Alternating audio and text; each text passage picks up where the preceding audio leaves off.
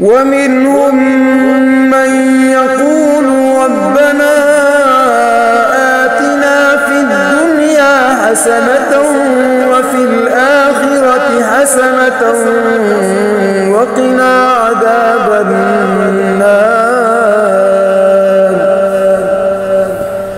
أولئك لهم نصيب مما كسبوا والله سريع الحساب. واذكروا الله في أيام معدودات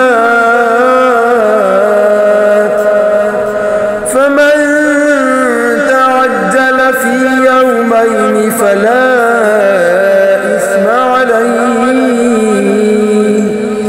ومن تأخر فلا إثم عليه لمن اتقى واتقوا الله واعلموا أنكم إليه تحشرون.